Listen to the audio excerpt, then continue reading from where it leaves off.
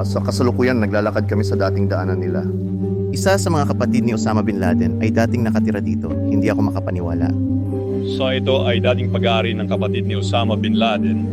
Pare. Mga butas siya ng bala. Ang dosentanan na dating pag-aari din ni Khalil Bin Laden at ito ang lote ng lupa na nais ibenta ng mga bagong may-ari dito.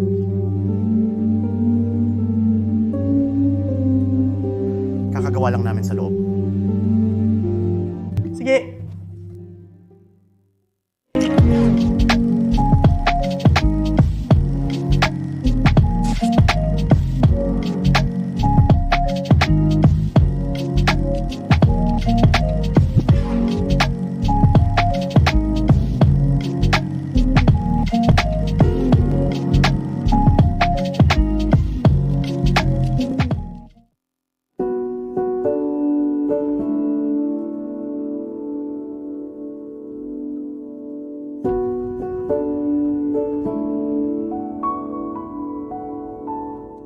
Yo ang nagaganap ngayon, Ronin Fam, at maligayang pagbabalik sa channel. Kung bago ka dito, ang pangalan ko ay Steve Ronin, at tayo ay magkakaroon ng epic na mga adventure ngayon ang kaibigan ko, at ako ay magdadala sa inyo guys sa isang pag-explore sa loob.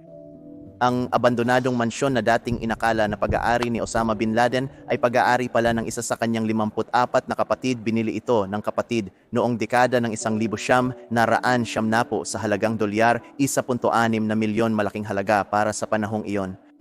Ito ay isang 5 kwartong mansyon at ito ay Mediterranean style at mayroong isang pool sa likod na nagmamasid sa isang malaking lawa.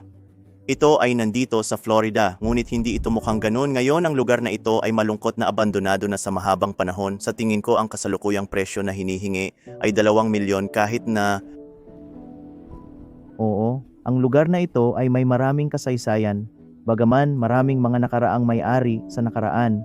At baka nagtataka ka kung paano ito napunta sa kondisyong ito. Nangyari lahat ito pagkatapos ng siyam na laban ang mansyon ni Bin Laden na pinangalanang dahil sa kanyang koneksyon kay Osama Bin Laden na nagplano ng mga atake ng siyam na laban sa World Trade Center ay itinayo noong 1928 ni William Pratt, ang kasama na inventor ng Jell-O at dati ring pag-aari ng Pangulo ng Tupperware. Noong Disyembre, 1908 binili ni Khalil Bin Laden, kapatid ni Osama, ang ari-arian bilang regalo sa kasal sa kanyang asawa sa halagang dolyar, 1.6 na milyon sa pamamagitan ng kanyang kumpanya sa Florida na Desert Bear.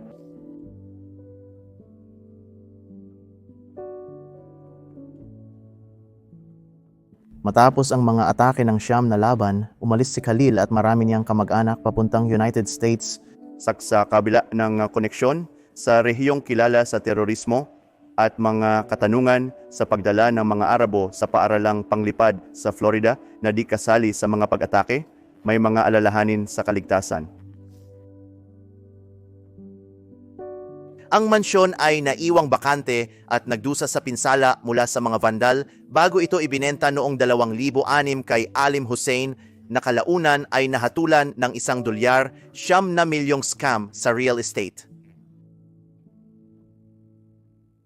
Ang ari-arian ay na-foreclose at ibinenta sa Johns Lake Investment Group at pagkatapos kay John Leclerc na gumawa ng kasunduan sa pagbili ng lease. Ngunit iniwan ang ari-arian matapos kumuha ng mga deposito para sa mga kasal at inutusan na magbayad ng kabayaran.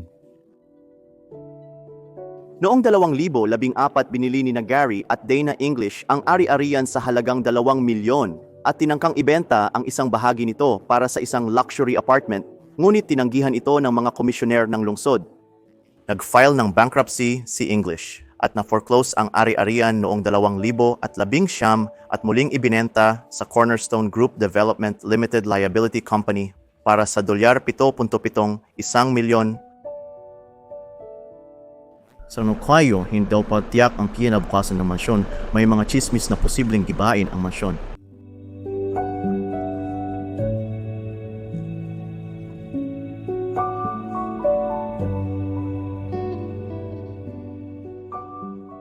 Sige lahat, kaya dapat mong makita ang pasukan sa mansyon ni Bin Laden. Nasa tabi ito ng highway na nasa likod ko. Pero narito ito. Tingnan mo yan. Para bang may sumabog sa harap na gate. Nakuha pa nila itong gulong na ito.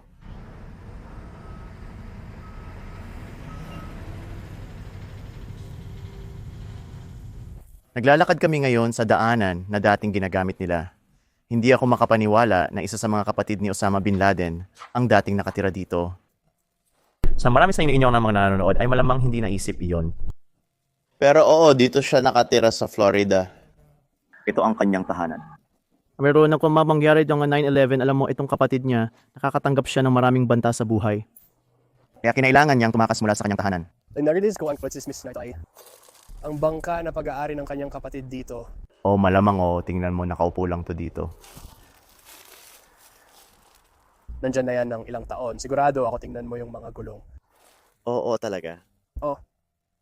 Oo, ito yung bakuran niya dito. Talagang sobrang damo na ngayon. Ang maganda dito ay malapit ito sa lawa na malamang doon niya dinala yung bangka niya.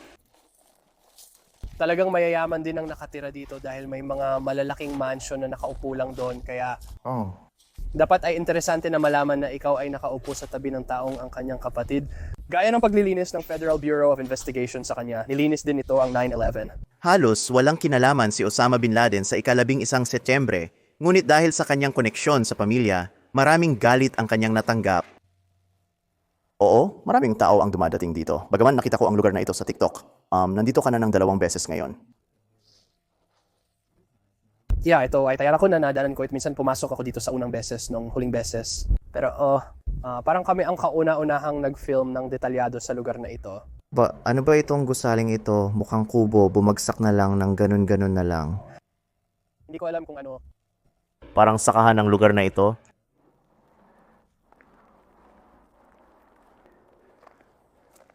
Itong puno na ito, makikita mo ang marami nito sa timog, lalo na sa Florida. Tinatawag itong Spanish moss.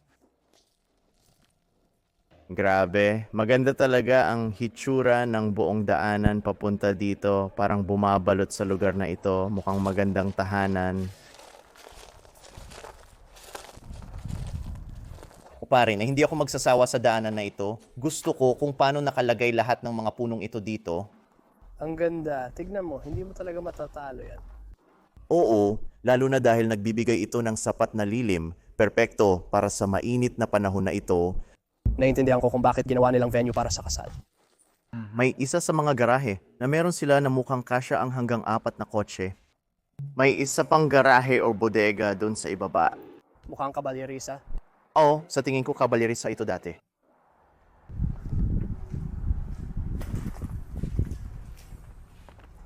Talagang walang laman. Hindi masyadong marami dito. Magpat sa ilang kagamitan sa pagsasaka. Pero maliban sa mansyon, meron din silang guest house. Tara at unahin to natin tingnan ito. Sasabihin ko na walang nag-aalaga sa ari-arian na ito. Ito ang pasukan ng guest house. Gusto ko kung paano ito nasa tabi lang ng mansyon. Madali lang gawing parang paupahan nito. Marahil isang maliit na creative studio para sa negosyo o ng trabaho.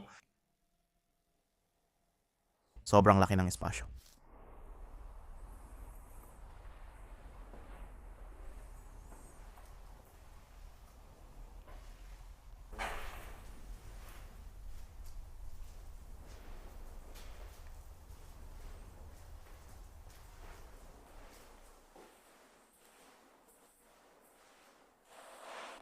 Kamusta malit na bata? Kamusta ka na?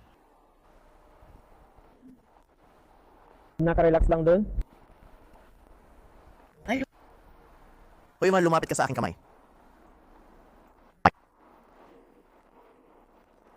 Sige, mamaya. Kakalabas lang natin doon. Meron pa palang ibang palapag. Hindi ito nakakabit sa mga guho na pinanggalingan natin.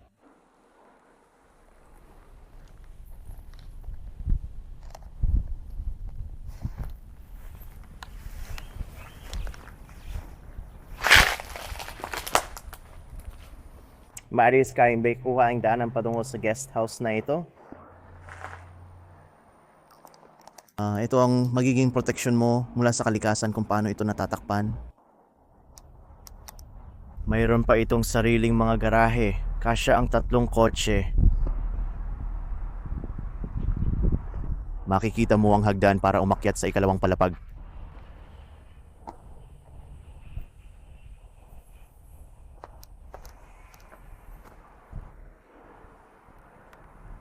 May sobrang daming lumot dito.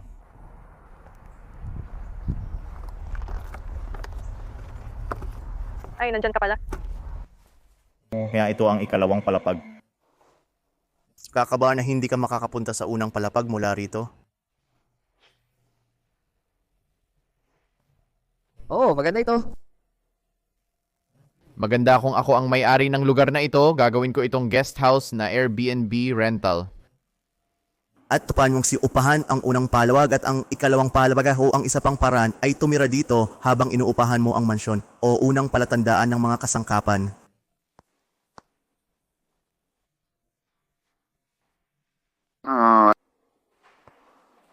Ito ang apo yan.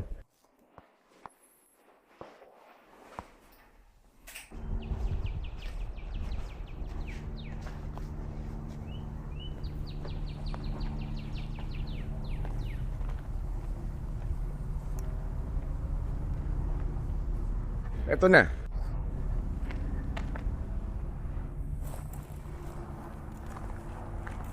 Pare. O mga butas siya ng bala. May mga tao na gustong patayin ang lalaki. Hindi nila gusto ang mga yon, hindi ba? Hindi.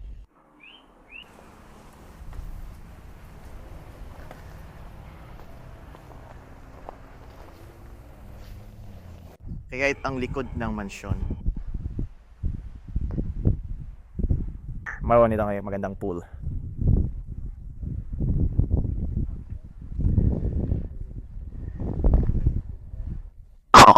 Ayon kay Trevor, may hot tub sa lugar na ito. Posibleng totoo. Makikita mo ang layout nito. Mayroon kang mga hakbang at kami ay naglalakad lang. Mayroon ka pa ng grill dito.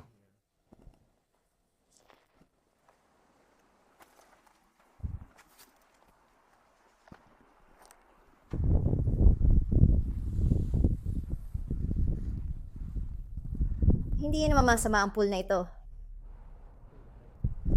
Pwedeng mas malaki.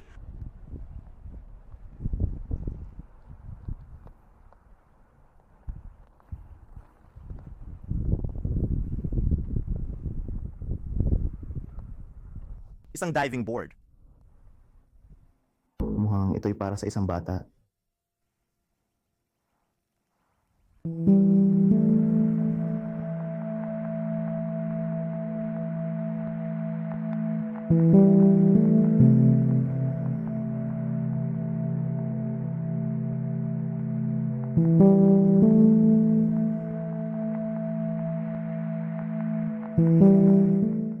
At ako kami talagang namamangha ngayon. Ito yun is itong ganing Mediterranean style na mansyon. Makikita mo ang maraming potensyal nito.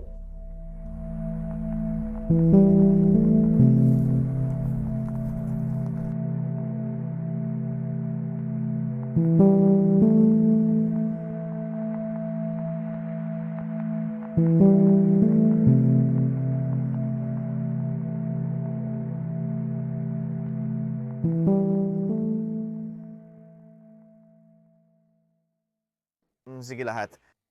Kaya narito tayo nagsisimula sa tour na ginawa natin mula sa loob ng mansyon, mula dito sa entrance o sa isa sa kanila. Sigurado ako na ito ang entrance dahil kapag pumarka, maarka nang pumunta sa iba't ibang kwarto. Marahil mayroong isang fountain dito para salubungin ang mga bisita. Sobrang ganda nito. Ang estilo ng Mediterranean ay ganito. Ang arkitekturang ito ay kahanga-hanga. Hindi ko alam kung saan magsisimula. At doon ko lang inilagay ang aking mga bag. Tiyak na tatalakayin muna natin ang unang palapag. Baka maglibot muna tayo bago tayo pumunta sa itaas. Kaya't sa kwartong ito maisip ko na ito ay parang sala o isang lugar na pang-relax. Sa totoo lang na ngayon na naiisip ko ito, nakikita ko ang kusina sa kabila ng pintuang iyon. Malamang ito ang silid kainan. At alam mo maraming natural na sinag ng araw ang papasok dito kaya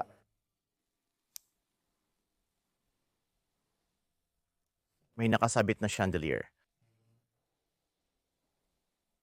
May mga nakabuong estante dito sa sulok.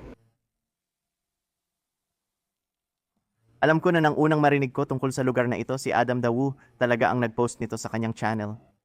At medyo nagbigay siya ng tour pero hindi niya ipinakita ang loob. Mukhang bukas na ang pinto sa nakaraang ilang linggo at maraming tao ang pumapasok. Kaya oo, magiging cool na perspektibo na ipakita sa inyo ang loob ng lugar na ito. Ngayon din, shout out kay Adam Dawu. Oo, so eto na ang kusina. Talagang palaki ito kasi may magandang isla doon.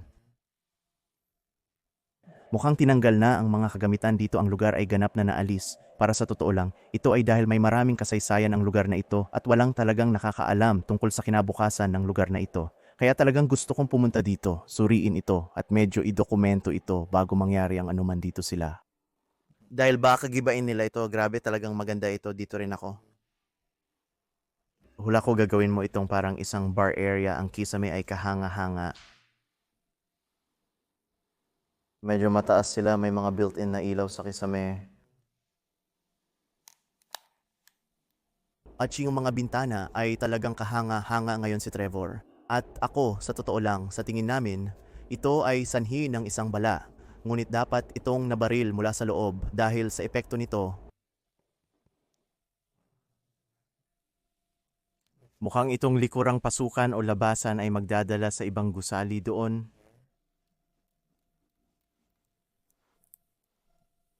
Meron kang parang maliit na lutuan sa ibabaw nito. Ano?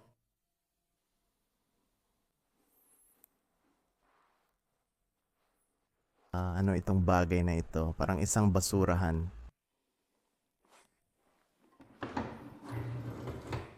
Ito ba kay isang toaster na nakakabit direkta sa isla na medyo maayos? Eto rin ay merong isang lutuan. Isang elektrikong isa para sa isang mansyon. Ang lababo ay mukhang pangkaraniwan. Nagtataka ako kung gumagana pa ang tubig.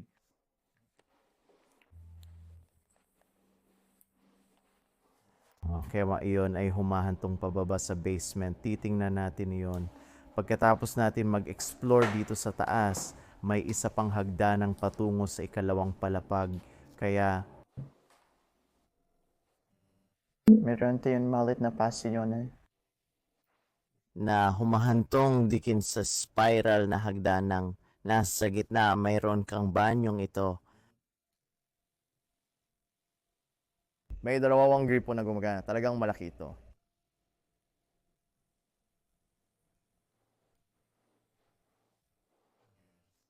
Yung inidoro at meron kang nakatayong shower.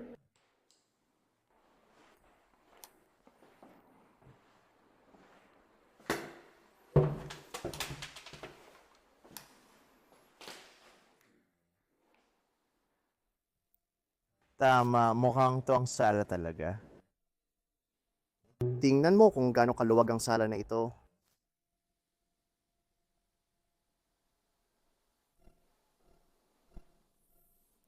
Posibleng dito nila nilagay ang TV. Yung mga cabinet ay nakakabit lang doon.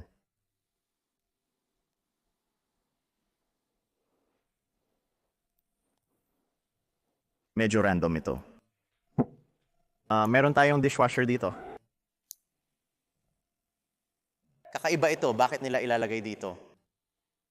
Sa tingin ko parang meron pang ang tubo para dito.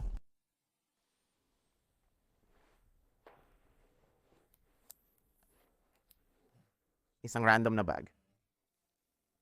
Sino enang may kapalam, baka pag-ari pa ito si kapatid ni Bin Laden. Meron tayong ilang papel dito. Ano ang nakasulat dito? Parang walang laman. Nakasulat dito na si Bush ang may kagagawa ng 9/11.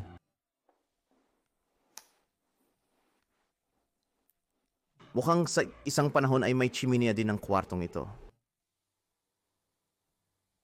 Makikita mo ang kaunting bahagi ng pundasyon. Meron tayong mga ladrilyo at semento at ito ay talagang kahanga-hanga. Talagang mahal ko ang sala. Meron ako kang mga matataas na bintana. Si Mandy, ito hanggang kisameng, ngunit nagbibigay ng maraming natural na liwanag. Narito ang isa pang built-in na estante direkta sa pader at kayang pumunta sa likod bahay mula rito.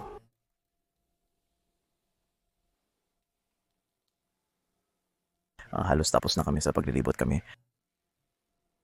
May huling kwarto kami dito. Hindi ko alam kung ano ang tatawagin mo dito. Siguro tatawagin mo itong kwarto sa loft. Nagpapalala rin ito sa akin ng simbahan.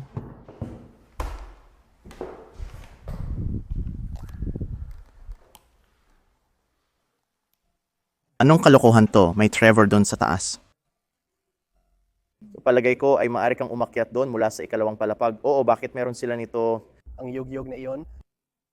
Oo pre, ingat ako nakakakita na ito gumagalaw. Iniisip na yun na maaaring naging silid panalangin ito. Siguro na kanal parang kalaking ay malamang na Islamic at pumunta siya dito para manalangin marahil nakaharap sa Mecca. Pero meron kaming magandang kombinasyon ng mga bato sa aming apoyan. Ito ang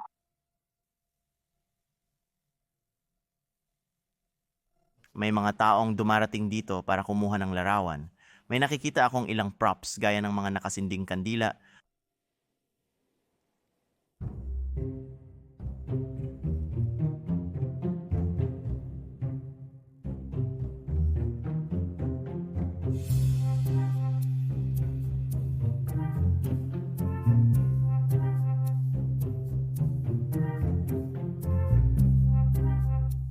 Tumakbo lang kami sa tumakbo si Trevor sa fleece. Dapat ito'y nasa lahat ng sulok ng kwarto. Nakakita ka ba ng patay na hayop o anuman? Oh, Oo pare, meron din sa akin pero suot ko ang aking pantalon kaya ito'y nakakatulong sa akin.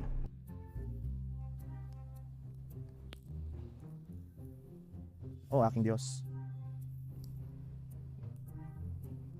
Talagang hindi masyadong alam ko sa mga pulgas.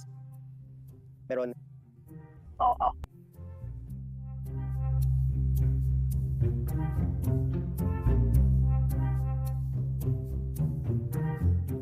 Tapos na ang aming pagbisita sa ibabang palapag. Sabi ko, umakyat na tayo. Sana nagustuhan ninyo ang video. Kahanga-hanga mag-explore sa mansyon na ito. Makikita mong dating ito'y magandang tahanan. Nakakainis. Naglalakad kami at nakakita ng mga sign na bawal pumasok. Walang sign na for sale kaya sa tingin ko talaga na ang mansyon na ito ay susubukan nilang gibain. Kaya ako'y talagang natutuwa at masaya na tayo'y nag-e-explore sa lugar na ito ngayon. At may papakita ko sa inyo ang paligid dahil alam mo ang lugar na ito ay may maraming kasaysayan. Nagkuha ako ng maraming larawan. Kaya kailangan mong tingnan ang mga ito sa aking Instagram, sa Steve Ronan. Ang mga link ay nasa ibaba. Habang si Trevor ay nagtatangkang labanan ang mga pulgas. Ako'y pupunta na sa itaas ngayon. Mayroon din akong ilang sa akin.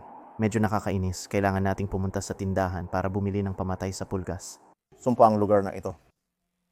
Hindi ko alam kung paano tayo nagkaroon ng pulgas pero sinabi ni Trevor na may patay na hayop sa isang kwarto.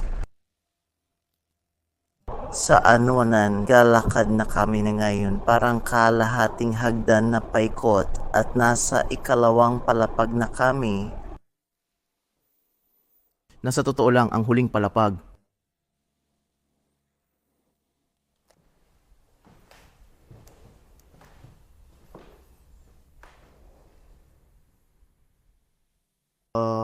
Talagang mabaho sa kwartong ito. Baka sa carpet ito.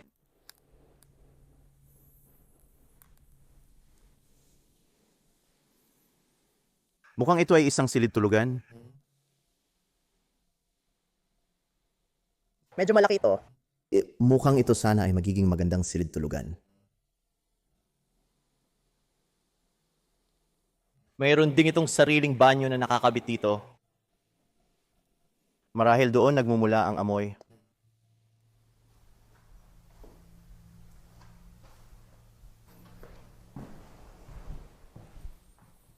Maraming natural ay nailaw ang lugar na ito. Hindi ko ginagamit sa mga flashlight ngayon.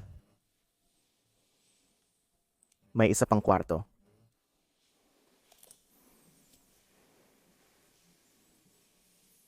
Maliit ito, pero desente pa rin ng laki.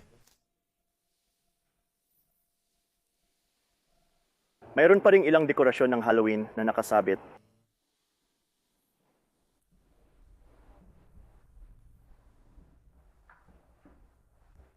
Merong pinagsasalwa na banyo.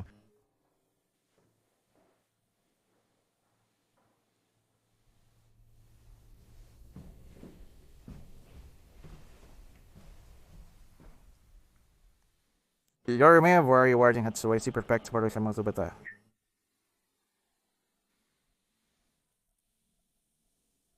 You mean sorry, it's what I built in na aparador?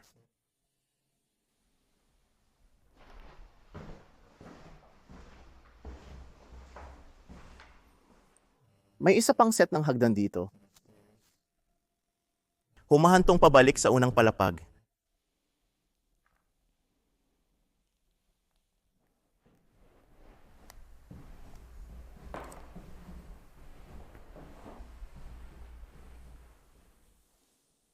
Oh, ito ay talagang cool. Meron kang uri ng emblema doon. Parang itong balkonaheng Doralisa, pero nakakandado ito, hindi makadaan. Dang, mukhang iyan ang pangunahing kwarto.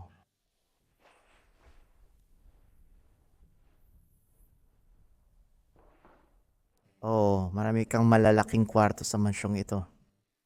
Mukhang ito ang pangalawang pangunahing kwarto. Tingnan mo ang espasyo ng closet na iyan.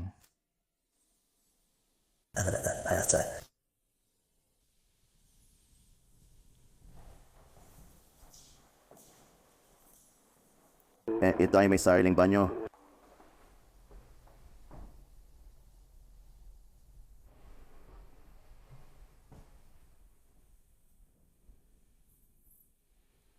Sana may sariling bathtub ito.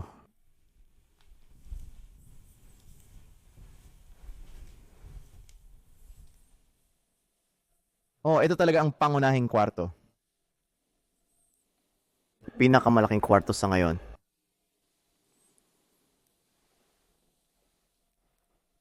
Lakad na aparador na talagang maganda.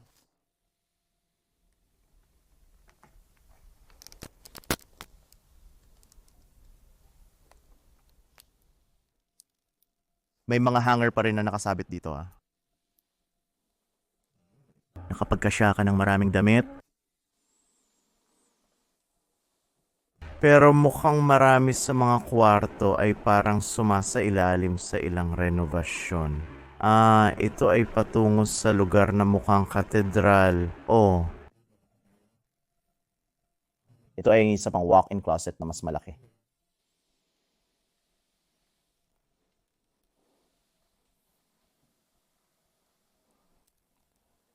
Trevor, kumusta ka na diyan? Marami ka pa ring pulgas sa'yo. Mabuti na lang hindi ko naramdaman ang anuman sa aking katawan. Mukhang sumuko sila dahil nakapants ako. Lahat tulad ng ikot bro dude, nakakasama ng loob, oo, pero aalis na tayo dito sa madaling panahon.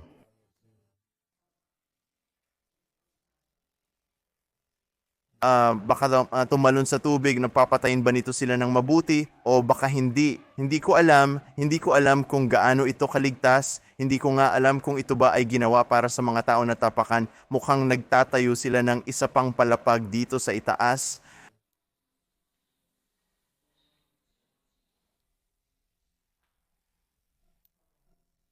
Pero ito ang malapitang tingin sa kisame.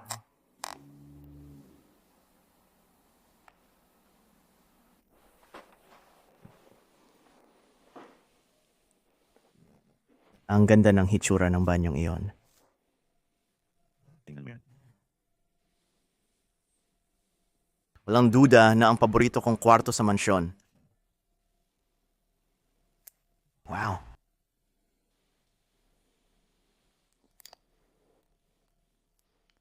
Napakaluho nito. Talagang nagustuhan ko ang estilo ng banyong ito. Yung lahat ng mga tile ay nagtutugma. Mayroon itong disenyo na floral. At dito mismo sa ikalawang hakbang, Ang mga knob ay halos mukhang gawa sa ginto. Pero sa tingin ko, mas parang tanso ito. kailangan niya ng malaking halaga ng pera para makatira dito.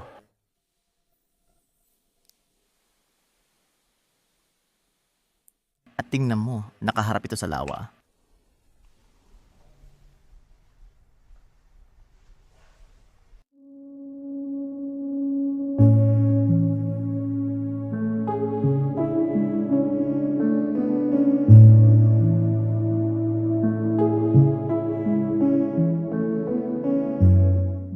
Kaya mabilis akong tumakbo palabas dito.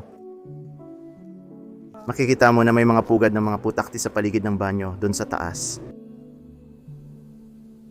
Nakikita ko ang isang malaki na lumilipad at gumagapang sa mga pader. Talagang gusto kong ipakita sa inyo ang mas malinaw na itsura nito.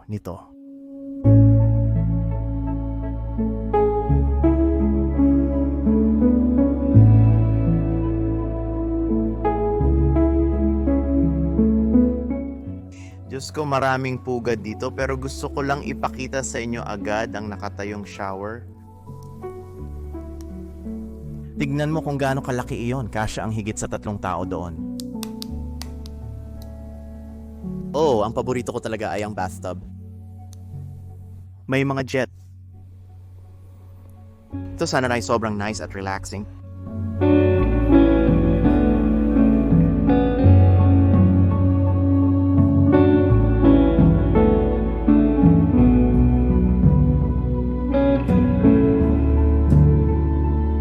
Oras na para suriin ang basement.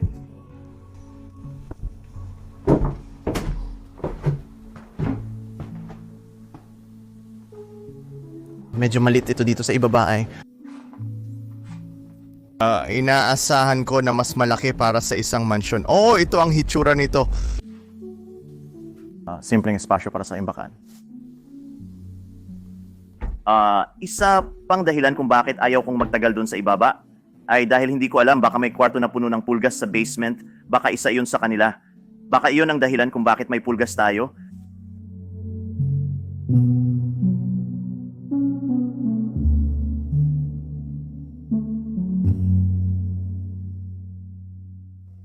Naniniwala na akong sumpain ang mansyong ito at puno ito ng pulgas. Ngayon ko lang na-realize na parang may daan-daang pulgas sa akin. Hindi ko alam kung ano ang gagawin.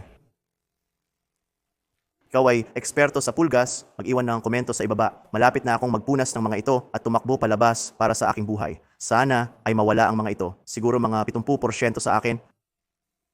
Nagbabago sa akin? Ibibigay ko sa iyo ang aking tripod.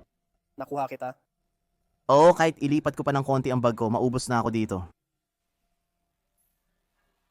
Pare, nasa binti ko silang lahat. Okay, handa na. Handa na ako.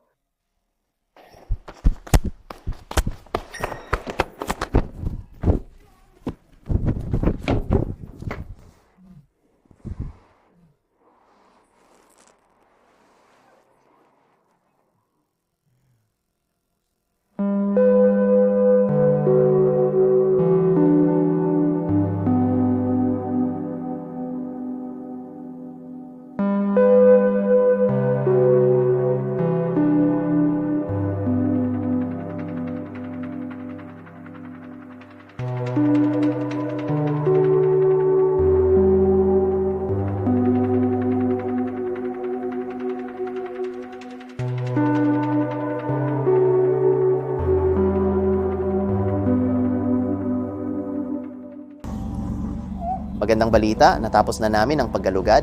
Sana nagustuhan ninyo ang video. Kung oo, mag-subscribe at i-click ang notification bell para ma-notify sa bagong videos tuwing Miyerkules at Sabado, 12 NN Eastern Time. Tingnan din ang aking kaibigang si Trevor na kasama sa paggalugad dito sa kabila.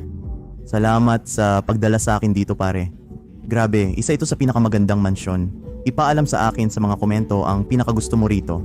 Para sa akin, ito ay ang kwento, arkitektura at lokasyon. Hindi ko alam ang plano nila sa lugar na ito. May mga chismis na gusto nilang gawing parang apartment complex ang lugar. May iba pang mga chismis na baka gusto lang nilang gamitin ang lupa at wasakin na lang ang lugar. Malungkot man sino ang makakaalam. Malamang mangyayari ito sa lalong madaling panahon. Kaya masaya ako na nadokumentaryo natin ito para sa inyo. Pero oo, pagod na ako, antok na ako, pawis na ako at kailangan natin ng spray laban sa pulgas, asap. Kaya hanggang sa susunod na beses mga kaibigan, huwag kalimutan na mabuhay ng malaya at may kaguluhan kapayapaan at salamat sa panonood.